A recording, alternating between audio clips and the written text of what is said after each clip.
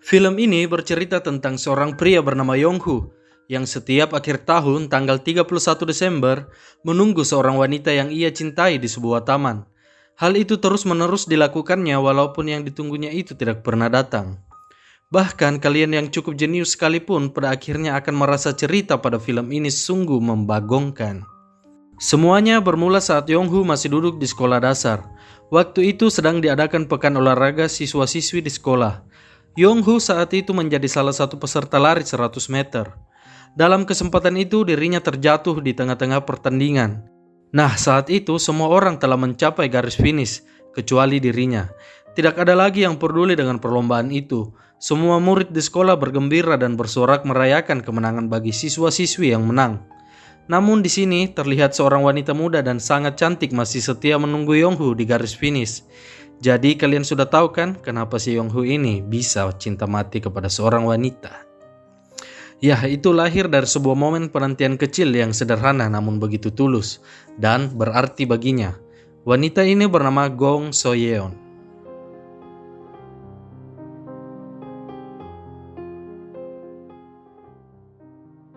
8 tahun lalu, Yong-Hu mengambil jurusan matematika untuk masuk ke perguruan tinggi Seoul. Ini adalah tahun ketiga ia tidak lulus dan mengulang di kelas bimbel tersebut. Karena ini tahun ajaran baru, guru yang terlihat ramah ini menyampaikan bahwa dalam hidup ini sebagian orang akan berhasil dan sebagian lagi akan gagal. Jangan pernah membuang waktu untuk hal yang kalian tidak bisa. Guru ini mengambil 1 juta won dalam bentuk amplop dan kemudian menaruhnya di samping papan tulis. Jika seseorang ingin menyerah lebih awal atau ingin berhenti di tengah perjalanan nanti, ia berhak mengambil uang itu dan memakainya sesuka hati. Sudah jelas tahun ini tidak ada yang mengambilnya, termasuk Yong-Hu. Nah, walaupun Yong-Hu termaksud anak yang tidak cukup pintar soal matematika, namun ia memiliki seorang wanita yang sangat mencintainya.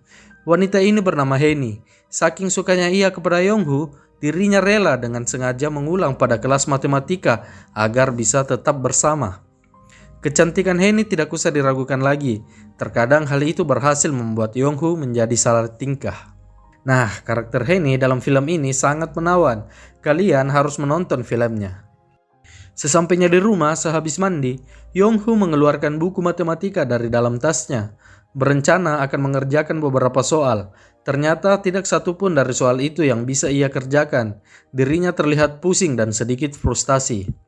Daripada larut dalam ketidakpastian, Yong-Hu malah berpaling dari tempat itu dan pergi bertemu dengan teman SD-nya. Sekedar basa-basi, Yong-Hu membeli HP dari teman lamanya itu. Ketika mereka berdua merasa senang dan cukup kelihatan bahagia, Yong-Hu segera menyampaikan maksud dan tujuan sebenarnya kenapa dirinya ada di sana. Ia berpura-pura menanyakan kepada temannya itu apakah ia masih mengingat seorang gadis bernama Gong So-yeon semasa sekolah dulu. Dan ternyata temannya ini cukup mengingatnya. Katanya gadis itu dulunya sempat pindah sekolah. Nah, mendengar itu Yong-Hu meminta bantuan kepada temannya itu untuk mendapatkan alamat atau kontak Gong So-yeon. Jadi kebetulan ibu temannya ini adalah seorang guru matematika sewaktu mereka sekolah dulu dan sekarang telah menjadi kepala sekolah. Tidak sia-sia sepertinya usahanya itu membuahkan hasil. Yong-Hu akhirnya menulis surat untuk Gong So-yeon. Dalam suratnya itu kira-kira seperti ini. Kepada So-yeon, halo, aku berharap kamu tidak terlalu terkejut dengan suratku yang tiba-tiba. Kita bersekolah di sekolah dasar yang sama, tapi tidak pernah di kelas yang sama. Jadi kamu mungkin tidak mengingat aku.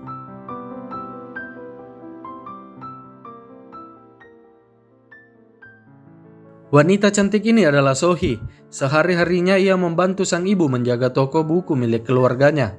Hari itu ia cepat selesai dan pergi ke Universitas Busan. Di sana ia hendak mengambil barang milik kakaknya yaitu baju jurusan yang belum sempat diambil. Namun di sini ternyata surat dari Yong-Hu ada di sana. So-hee segera melakukan perjalanan ke tempat kakaknya berada yaitu Gong So-yeon. Setelah sampai, So-hee memperlihatkan surat itu kepada kakaknya dan mengatakan, mungkin ini dari temanmu. So-hee meminta izin untuk membacakan isi surat itu kepada kakaknya. Nah, seperti yang kalian lihat, So-yeon ini sedang sakit dan hanya bisa terbaring di tempat tidurnya. Setelah mendengar isi surat itu, So-yeon memberikan tanggapannya dengan cara berkomunikasi seperti ini. So-hee berhasil membantunya dan hasilnya, maaf, aku tidak mengenalmu. Kembali ke toko buku, Sohee lalu membalas surat yang dikirimkan Yonghoo. Di sana ia menulis, "Maaf, tapi aku tidak mengenalmu. Aku pikir Anda salah orang." Ia kemudian segera keluar dan hendak mengirimkan surat itu melalui kotak surat milik kantor pos Busan. Namun saat baru akan memasukkan surat yang ada di tangannya, Sohee tiba-tiba berubah pikiran. Entah apa yang ada dalam benaknya saat itu, ia kemudian mencoba menulis kembali surat yang baru untuk dikirimkan kepada Yonghoo, yang kira-kira isinya seperti ini. "Kurasa aku mengingatmu. Terima kasih untuk suratnya. Aku ingin mengusulkan beberapa aturan dasar. Pertama, jangan mengajukan pertanyaan. Kedua, jangan meminta untuk bertemu dan tidak ada kunjungan. Sampai nanti, Soyeon." Jadi, tetap atas nama kakaknya. Nah, singkat cerita, Yonghoo yang mendapat surat itu merasa sangat senang karena tidak menyangka surat yang ia kirimkan sebelumnya mendapat respon yang baik. Apalagi dirinya merasa diingat juga oleh Soyeon. Ayah Yonghoo adalah pengrajin kerajinan yang terbuat dari kulit. Sudah 30 tahun ia menekuninya. Yonghoo pastinya juga telah belajar banyak bagaimana cara membuat sesuatu dari ayahnya. Nah, keterampilan itu dimanfaatkan Yonghoo untuk membuat cenderamata bagi Soyeon. Gantungan kunci berbentuk anjing lucu itu langsung diberikan Sohee kepada kakaknya. Sebagai imbalan, Sohee mengirim surat untuk mewakili kakaknya. Yonghoo sangat penasaran ingin segera membacanya. Pada bagian depan tertuliskan, "Aku ingin membaca mantra yang akan membuatmu menatap langit." Sesampainya di tempat bimbel, Yonghoo segera naik ke atas bangunan itu dan mencoba menerawang pesan apa yang ada di sana. "Terima kasih untuk anak anjingnya. Aku meletakkan di samping bantal. Dia begitu tenang dan tidak menggonggong sama sekali. Meyakinkan untuk memilikinya di sampingku. Aku juga senang namanya Happy. Aku harap kamu juga bahagia." Henny tiba-tiba muncul dari belakang, memergoki Yonghoo sedang membaca surat sambil menatap langit. Momen itu dimanfaatkan Henny dengan baik agar bisa dekat dengan Yonghoo. Di toko buku, seorang pria parubaya datang untuk menjual album lagu yang populer beberapa tahun lalu. Karena kasihan, Sohee membelinya dengan harga 1.000 won per albumnya. Segera memutarnya, musik itu seperti tidak asing di telinganya. Ia merasa seperti pernah mendengar sewaktu masih SD. Ia kemudian keluar lagi dan memberikan uang tambahan kepada pria parubaya tersebut. Suasana hati Sohee tidak bisa dibaca. Ia kemudian membuat surat lagi untuk Yonghoo. Isinya kira-kira seperti ini. "Selain kartu ucapan ulang tahun, aku tidak pernah membuat surat dengan benar. Aku kebetulan lewat laut hari ini. Aku tinggal begitu dekat dengannya tapi aku jarang pergi. Mungkin kamu tidak mendengarnya, tapi aku mengisi surat ini dengan suara lautan selatan. Semoga harimu menyenangkan." Setelah membaca surat itu, tiba-tiba Henny kembali muncul dan bertanya, "Apa yang sedang kamu pikirkan?" Spontan Yonghoo menjawab, "Lautan." Mendengar itu, Henny lalu menariknya dengan keras. Ia menyeret Yonghoo sampai di luar gedung dan langsung masuk ke dalam taksi. Singkat cerita, mereka sudah ada di lautan yang sedang surut. Akhirnya mereka segera berjalan di tengah-tengah pasir laut yang masih sedikit basah. Mereka berdua menghabiskan waktu bersama dan terlihat sangat bahagia. Hari berikutnya, paket kiriman datang di toko buku. Sohee yang menerima itu langsung membawanya ke rumah sakit, tempat kakaknya dirawat. Ia kemudian memperlihatkan paket tersebut. Di sana ada cenderamata berbentuk perahu dari kulit dan juga beberapa kerang laut untuk Soyeon. Malamnya, Sohee membuat surat untuk Yonghoo. Isinya seperti ini. "Aku mendapat hadiahku dari laut. Terima kasih. Semoga malam ini hujan. Aku berharap hujan sepanjang hari." Perlahan, lembut, bunyi ketipak-ketipuk. Dari Sohee. Nah, sadar ia menuliskan namanya, Sohee segera menuliskan kembali dan menggantinya dengan Soyeon, nama kakaknya. Yonghoo segera membalas surat itu. "Soyeon, kamu pasti sangat menyukai hujan. Aku juga suka, terutama tetesan hujan di atap. Saat masih kecil, aku suka memandanginya. Ketipak-ketipuk, aku suka suara ketipak-ketipuk, membuatku merasa baik." Kembali mendapat surat, Soyeon memutuskan dirinya ingin bertemu dengan Yonghoo. Mungkin karena Soyeon ini penasaran dengan Yonghoo yang suka memberinya hadiah menarik. Mengetahui keinginan kakaknya yang ingin bertemu dengan Yonghoo, Mimin bingung bagaimana cara menjelaskan apa yang dirasakan oleh Sohee saat ini. Ternyata Sohee juga penasaran dengan Yonghu. Diam-diam dirinya pergi ke tempat kerajinan milik ayah Yonghu. Setelah mengamati tempat itu, sesaat kemudian dirinya mulai tersenyum karena melihat cindera mata yang sama yang dikirimkan kepada kakaknya Soyeon. Hari itu ternyata di saat yang bersamaan, Yonghu juga diam-diam datang ke toko buku. Rasa penasarannya yang besar membuat dirinya memberanikan diri untuk datang melihat-lihat langsung kondisi di sana. Mau tahu hal yang lebih membagongkan? Ternyata Sohee berdiri di sekitar tempat kerajinan dengan sangat lama. Dirinya berada di sana hingga menjelang malam. Dan sungguh mengejutkan, hal yang demikian dilakukan juga oleh Yonghu. Jadi Sohee ternyata sangat ingin melihat keberadaan Yonghu. Sementara Yonghu sendiri sangat ingin melihat Soyeon, gadis cantik yang ditaksirnya itu. Kali ini Sohee bercerita kepada ibunya bahwa ia melihat kakaknya Soyeon tersenyum. Itu hal yang sangat jarang terjadi. Ibunya tetap terlihat dingin dan perlahan ia juga memberikan Sohee sebuah informasi tentang kakaknya.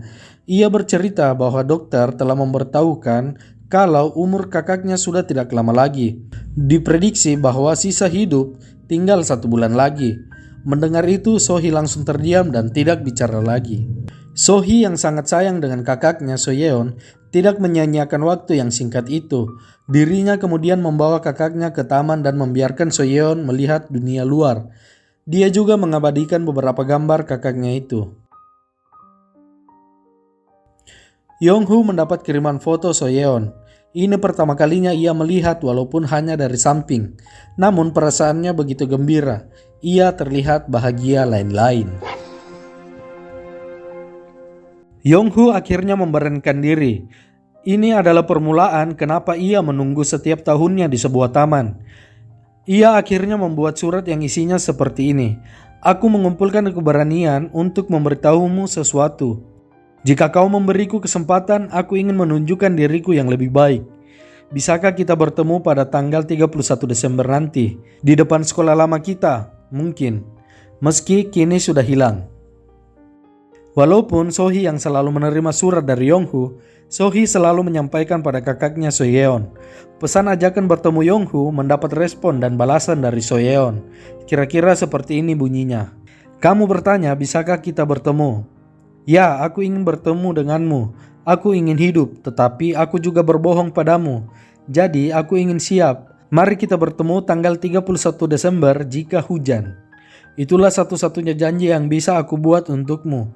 Tidak ada pertanyaan lagi. Mari kita lakukan itu. Bantu aku. Kembali ke kelas matematika, di saat guru lagi menjelaskan, entah apa yang ada dalam pikirannya saat itu, Yonghu melempar buku pelajarannya keluar jendela. Ia kemudian maju ke depan kelas dan mengambil uang yang masih tergantung di samping papan tulis. Nah, saat itu ia keluar dari dalam kelas. Sang guru mengatakan pakai uang itu untuk hal yang berguna. Berjalan beberapa langkah, Yonghu mendapat telepon. Itu ternyata panggilan dari Soyeon. Beberapa kali menjawab halo namun tidak dijawab. Yonghu saat itu menyadari mungkin itu panggilan dari Soyeon. Ia kemudian memohon untuk panggilan tersebut tidak dimatikan. Ia lalu mengatakan kepada Soyeon hal yang tidak terduga. Kira-kira seperti ini. Saat bilang kita harus bertemu pada waktu hujan, pada awalnya aku membencinya. Aku bertanya-tanya apakah kamu membenciku. Tapi jika kau punya alasan, itu tidak masalah. Tapi karena aku menyukaimu, aku akan menunggumu. Berlari dengan sangat kencang, Yonghu menunjukkan ekspresi penuh kegembiraan. Nah, di tangannya sudah ada sepucuk surat yang baru saja dibuat. Memanggil petugas kantor pos dari kejauhan dan berusaha untuk menggapainya secepat mungkin. Dengan semangat 45, ia kemudian memberikan surat itu kepada petugas tersebut. Nah, karena sebelumnya Yonghu telah mengambil uang di kelas, malam ini ia pergi mencari Heni di perpustakaan. Dirinya memberitahu kepada Heni bahwa besok ia akan pergi ke Jepang mengambil jurusan ilmu perdagangan. Masih dalam kebingungan dengan keputusan Yonghu, Heni kemudian bertanya, apakah kamu akan menelponku nanti untuk bertukar kabar? Saat itu Yonghu berpaling dan mengatakan, semoga ujianmu akan berhasil. Aku pergi. Nah, saat itu Heni berusaha mencegah dan bertanya apakah bedanya aku dengan dirinya. Pertanyaan itu membuat Yonghu kemudian berbalik. Perbedaan apa maksudmu? Katakan saja, ucap Heni. Terjebak dalam situasi yang tidak bisa dihindari, Yonghu lalu mengatakan, "Dirimu seperti bintang dan dia seperti hujan.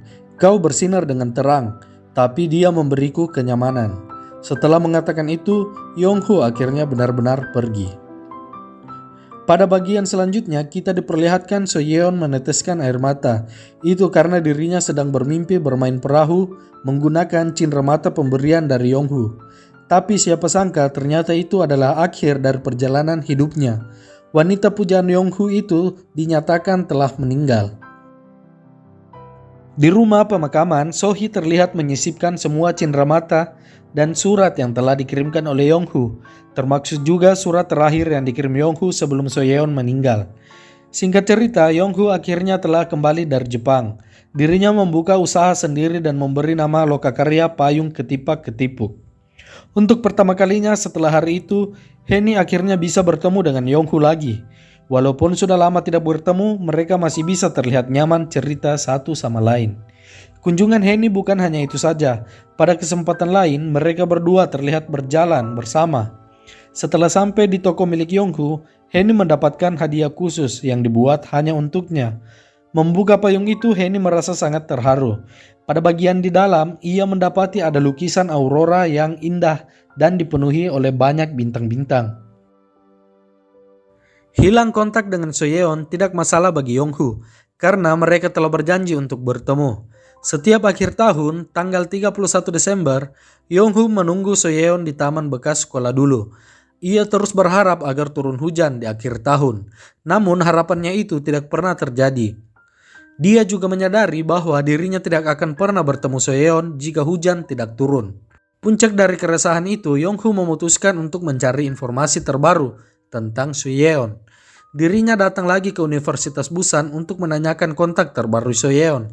Sangat mengejutkan baginya, petugas bagian informasi memberitahu padanya jika Soyeon sudah lama meninggal beberapa tahun lalu. Nah, mendapat kabar seperti itu tentunya membuat Yonghu sangat terpukul. Dirinya tahu bahwa sekarang semuanya telah berakhir. Hari ini Sohee menyempatkan diri untuk ke makam kakaknya Soyeon. Di sana dirinya mulai berjalan dan mulai mengganti bunga yang lama dengan yang baru. Nah, saat itu dirinya fokus melihat surat yang ia taruh sebelumnya waktu Soyeon baru saja meninggal. Dirinya menyadari bahwa ada surat terakhir dari Yonghu yang belum ia baca. Ia pun mengambil dan membacanya. Isi surat itu kira-kira seperti ini. "Tolong tepati janjimu. Saat hujan aku akan menunggumu." Setelah membaca, Sohee membuka HP-nya dan mengecek ramalan cuaca tahun-tahun sebelumnya. Dirinya kaget mendapati bahwa tidak ada hujan di setiap pergantian tahun. Ia pun memutuskan untuk pergi dari sana dan melakukan perjalanan panjang hingga larut malam menuju rumahnya. Meskipun tahu bahwa Soyeon telah meninggal, cinta tetaplah cinta dan janji harus ditepatinya. Yonghu tetap menunggu dan masih berharap keajaiban itu akan tetap ada di akhir tahun ini. Dirinya masih menantikan hujan di taman bekas sekolah dulu. Jam sudah masuk ke pergantian tahun dan hujan belum juga turun.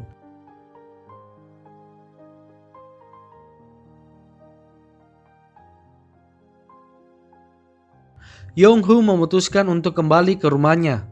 Dalam perjalanannya itu, pikirannya benar-benar masih berharap hujan akan turun. Dan kali ini perhatiannya teralihkan oleh tetesan hujan yang jatuh dari langit.